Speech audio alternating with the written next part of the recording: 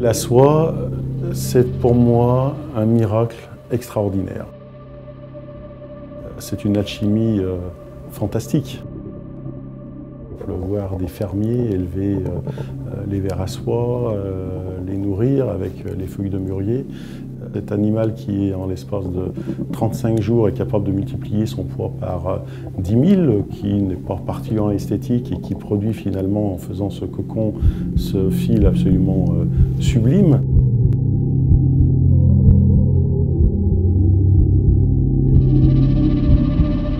C'est un véritable miracle, une alchimie extraordinaire de partir de ce petit animal pour arriver finalement à des étoffes ou à des accessoires absolument extraordinaires qui finalement vous magnifient les femmes.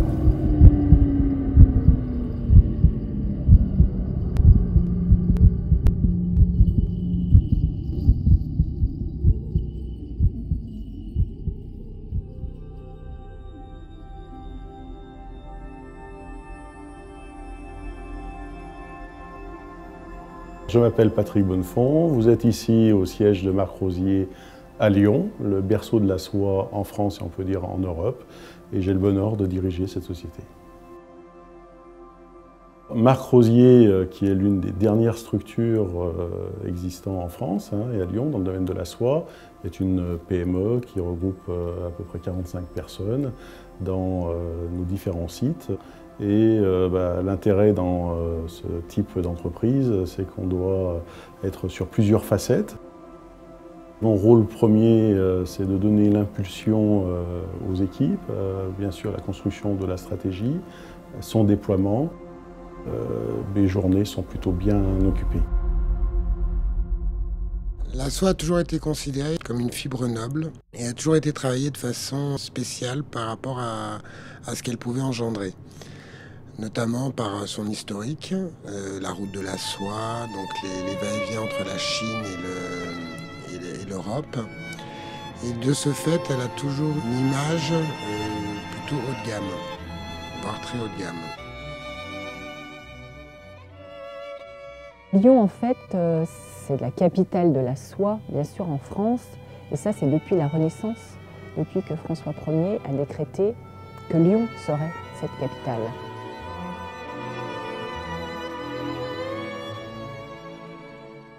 La route de la soie, c'est une aventure qui a marqué toute l'histoire de l'humanité finalement. Quelque part, c'est peut-être la première route commerciale au monde, donc finalement la première marche des échanges et de la mondialisation. C'était aussi une route qui permettait aux hommes de dialoguer, de partager des idées, d'innover. C'était une magnifique aventure. Et bien évidemment, nul n'a oublié qu'elle est partie depuis la Chine, qui a une activité autour de la soie qui est multimillénaire, séculaire, pour arriver à Lyon en 1421. La légende avec comment on a découvert le fil de soie, qui est un fil très très solide, très long. Voilà, et on raconte bien que c'est cette impératrice chinoise qui prenait son thé sous l'arbre, sous un mûrier en fait, et que le cocon est tombé dans sa tasse à thé. Et la chaleur aidant, ça a un peu fondu, elle a voulu l'enlever, elle a tiré un fil et elle a vu que ce fil ne finissait pas de se dérouler finalement. Voilà. C'est comme une bobine de fil en fait. Et de là, ils ont décidé d'en faire quelque chose. Voilà.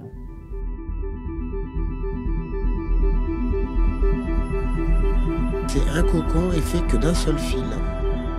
On tire le fil au départ du cocon et une fois qu'il est tiré, on relie plusieurs fils de cocon pour obtenir un fil final avant le tissage. Ces fibres sont suivant le type de tissage qui est envisagé. Vous obtenez plusieurs types de soie pour la teinture, l'impression, la confection, même la broderie, les tissages.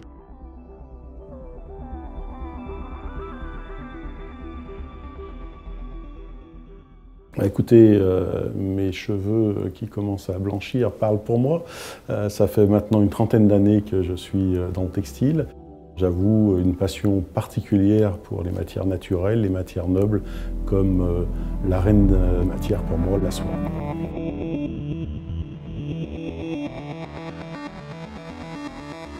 Je je m'appelle Brice Argence, je suis responsable qualité à la société Marc Rosier.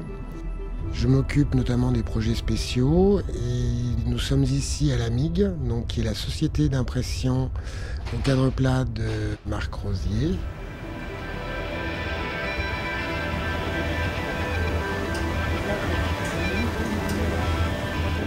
J'ai commencé en juillet 92 dans une entreprise qui imprimait aussi des carrés, qui était à pas loin de Lyon aussi. Et je travaillais notamment pour Hermès, entre autres. Voilà, et l'avenir a fait que je suis arrivé jusqu'ici pour transmettre et partager mon savoir.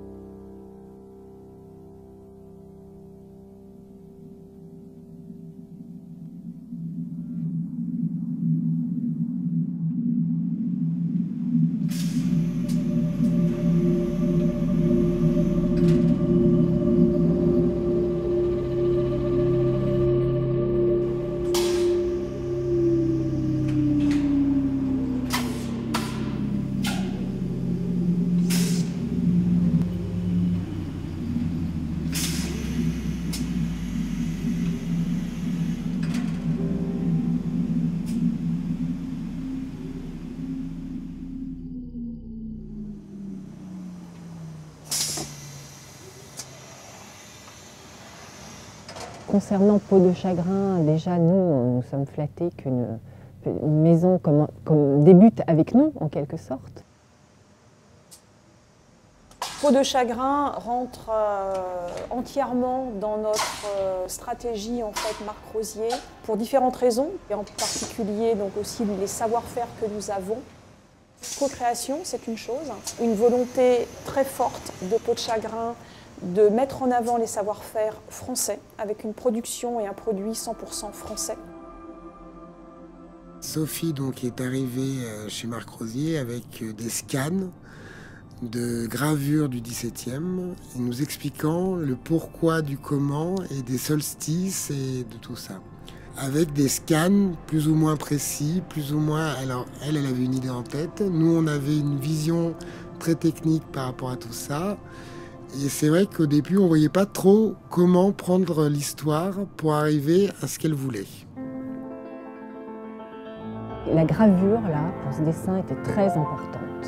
En fait, c'était plutôt le mariage de la gravure, de la teinture et de l'impression pour rendre ce dessin. Pour réaliser un carré, différentes étapes sont nécessaires. Première étape, donc, nous avons la mise en place du tissu sur les tables de 35 mètres.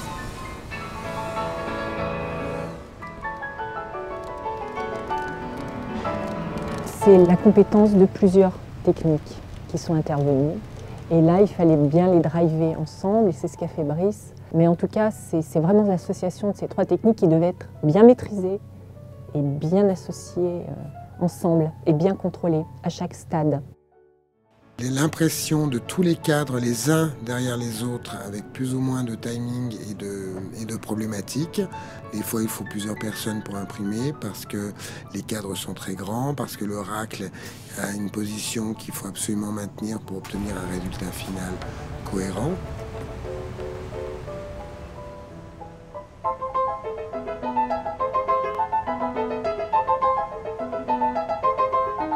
Un imprimeur, avant qu'il puisse être autonome et exercer tout son art, eh bien c'est une formation et c'est une expérience de plusieurs années qu'il faut avoir.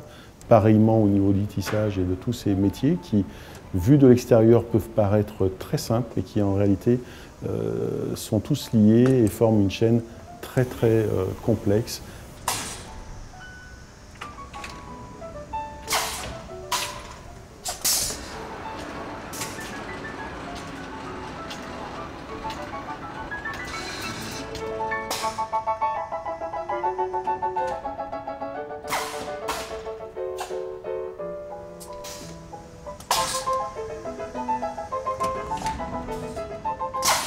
car l'impression se fait couleur par couleur. Donc c'est une décomposition du dessin qui est fait avec le graveur, une interprétation de ce dessin pour que chaque masque au niveau de l'impression puisse correspondre à une couleur définie sur le produit fini.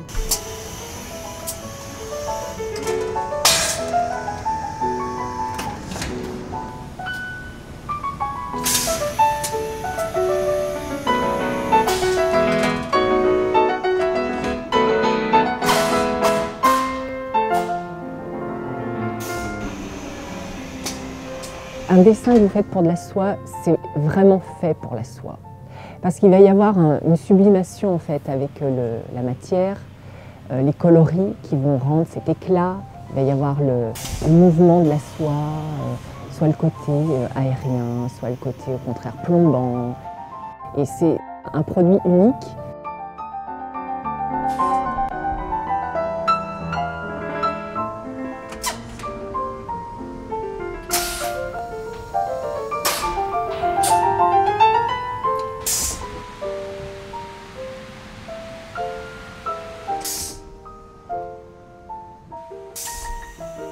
Le produit développé est un très beau produit qui correspond vraiment bien à la soie, justement, parce qu'on a ce coloris acide, un peu citron, qui est assez difficile à rendre, je pense, sur une autre matière, serait absorbé au niveau de la luminosité.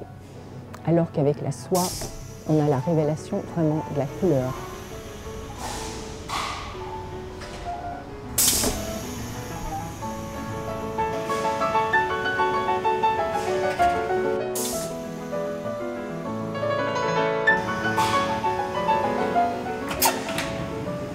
Les dessins, la coloration et la soie, c'est un mariage. Une fois que tous les masques sont imprimés, les pièces doivent sécher.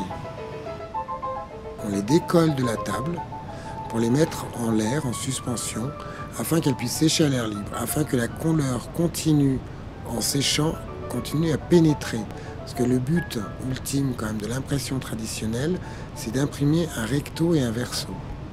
C'est-à-dire globalement d'avoir une très bonne traversée. Suivant les qualités, c'est vrai que ça se fait plus ou moins difficilement, mais dans ce cas-là, il faut vraiment prendre le temps. On ne peut pas traverser d'un seul coup, parce que si on traverse, ce qui traverse, à un moment donné, aussi peut fuser. Donc on perd au niveau de la netteté, au niveau du dessin.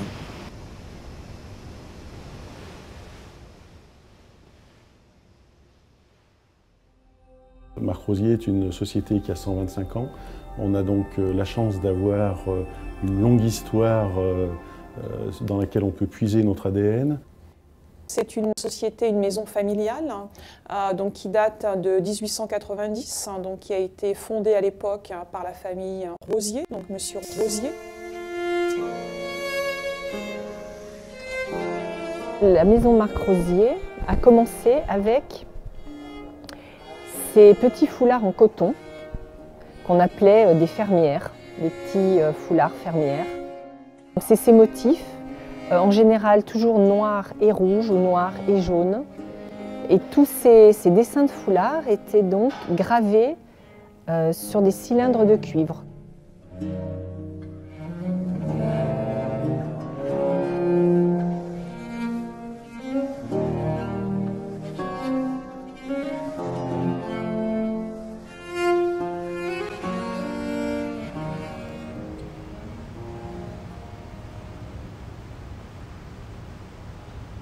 Une fois que la pièce qui est suspendue au-dessus des tables est sèche, elle est ramassée et elle est fixée.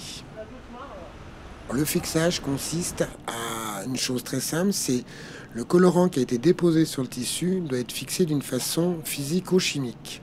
Donc c'est un mélange. On met le tissu, ce qu'on appelle sur une étoile. C'est-à-dire qu'on le met en escargot autour d'une araignée qu'on agrafe. Et une fois que cette araignée est faite, elle est plongée dans une cuve style cocotte minute ou autoclave, avec un énorme couvercle qui se ferme dessus. Et à ce moment-là, une vapeur saturée, chaude, est insérée à l'intérieur pendant 40 minutes.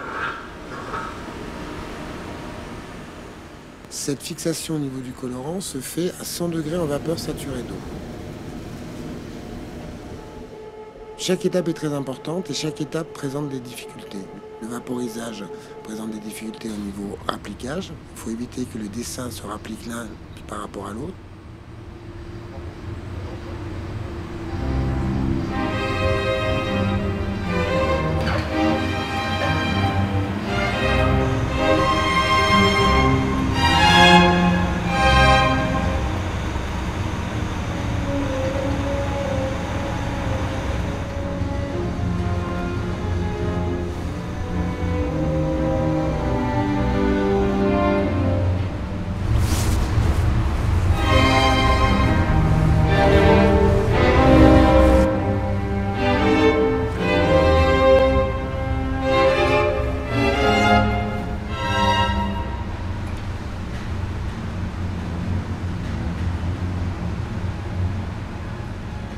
Comme philosophie, d'être en cohérence avec notre temps, mais aussi d'être en phase avec nos racines.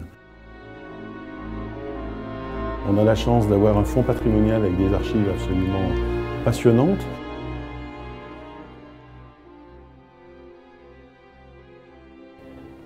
Donc ça, c'était les nuanciers, cartes de nuances de la chambre syndicale des teinturiers, qu'ils envoyaient à toutes les maisons de soierie de Lyon, des nuanciers qui étaient envoyés par saison, donc en général l'automne et l'été. Donc on voit bien les différences de tons au niveau des saisonnalités. Donc là, ils avaient fait plutôt toute une histoire de pastel quand même, hein. Chaque formule chimique de colorant était enregistrée sous ce numéro-là. Donc vous demandiez le bonbon 29 000, je ne sais plus quoi. Vous voyez l'éclat des couleurs qui datent quand même 1926. Alors c'est vrai que c'est des archives qui étaient fermées, hein, qui n'ont pas vu la lumière, mais c'est quand même des tons comme ça, c'est quand même époustouflant. Ces tons de violet, de vert, de dégradé jusqu'à l'absinthe, là, c'est super beau, hein. Il y a une vivacité et une gaieté dans la soie, à la fois brillant et à la fois profond. Ça, c'est vraiment la soie. C'est fabuleux.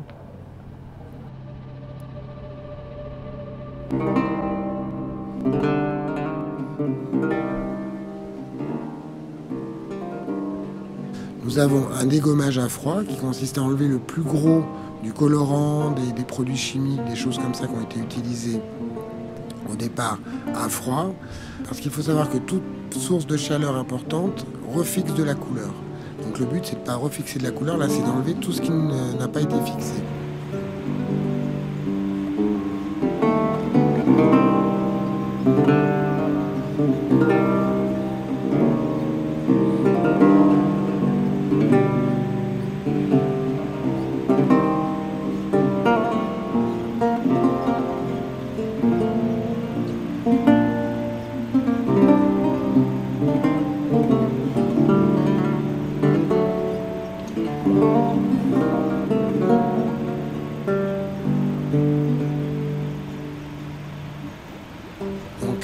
Lavage à froid. Après, on a un savonnage à eau tiède. Donc, eau tiède, c'est 30-35 degrés, hein, pas plus.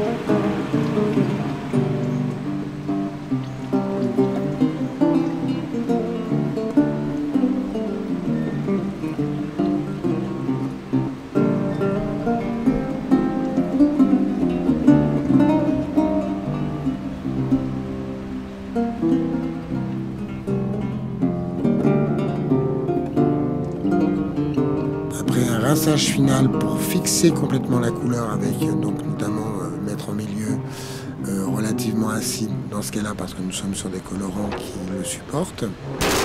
On fait tourner, pas trop longtemps parce que c'est vrai que le fait de faire tourner longtemps n'est pas forcément une bonne chose. Il faut enlever suffisamment d'eau, il ne faut pas casser non plus la fibre. Donc le but c'est de tourner le temps nécessaire.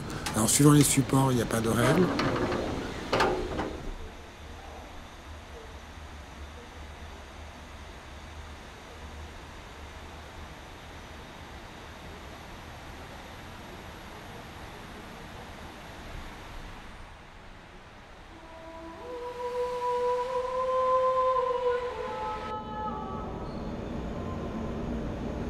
L'ultime étape au niveau du fixage-lavage, le séchage, qui quand même couronne le tout, qui est donc, c'est le fait de passer dans un énorme four à 160 degrés, mais très rapidement, le tissu afin qu'il soit bien séché, et il est passé sur un four à ventilation. Le support est soufflé dessus, donc ce qui permet de regonfler la fibre en même temps et de reprendre du volume et du gonflant au tissu.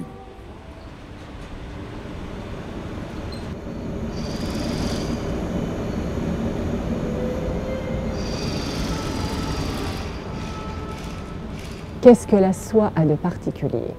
Ouais, c'est une belle question. C'est difficile de répondre à cette question parce que déjà quand on dit la soie, on sait que c'est particulier.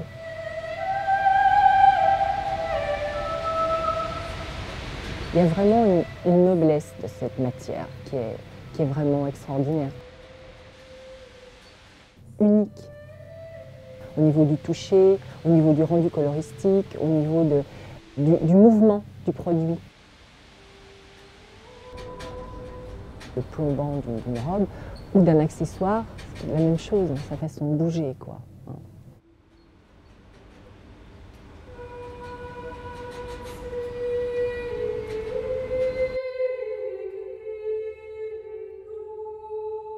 Chaque époque a sa mode, a sa tendance, donc on doit s'en inspirer, mais aussi les améliorer, les rendre dans l'aspiration de nos clients aujourd'hui. Donc ce sont des magnifiques challenges qui sont, je crois, déterminantes dans notre façon d'être, dans l'état d'esprit de Marc Rosier. Ça demande de la dextérité, ça demande de la sensibilité. On a un produit fini qui n'est pas seulement le résultat de critères objectifs, mais aussi des critères subjectifs, parce qu'on apprécie un dessin, on apprécie une couleur, des couleurs, leur mariage, on apprécie un toucher, une sensation. L'ultime étape dans cette usine, qui est l'étape de jugement dernier, savoir si toutes les étapes se sont bien déroulées, c'est la visite. Et là, on voit tous les petits défauts et tout ce qui ne devrait pas être présent, et on le voit à ce moment-là. Et on le marque et on évite et on voit si on peut éventuellement à la suite rectifier ce défaut, soit en production parce que c'est un défaut de la production.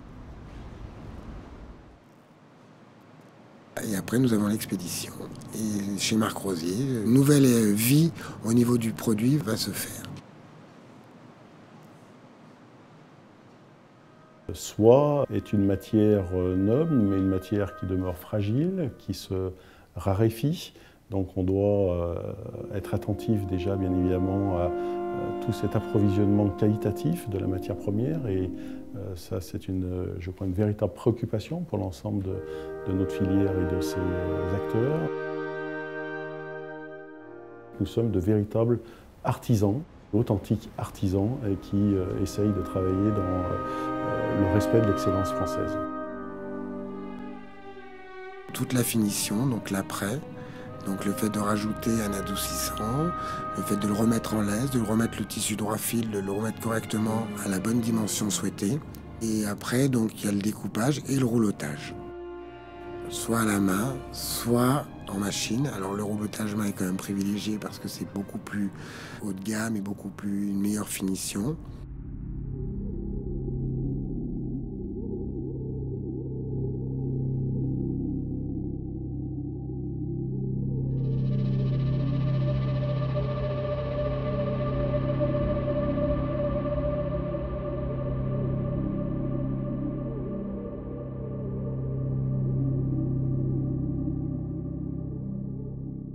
c'est du bonheur. Je crois qu'on a su rapidement se comprendre parce qu'on a su bien se parler. Et puis surtout, je crois qu'on est animés les uns et les autres d'une même passion, une recherche de la perfection, une recherche du beau, d'avoir le souci du détail et puis de savoir se parler directement à livre et je dirais à cœur ouvert pour ensemble faire progresser notre collaboration et puis ce qui est le fruit de notre collaboration, c'est-à-dire qu'on arrive au produit, un magnifique produit. Je pense que c'est le début d'une belle histoire.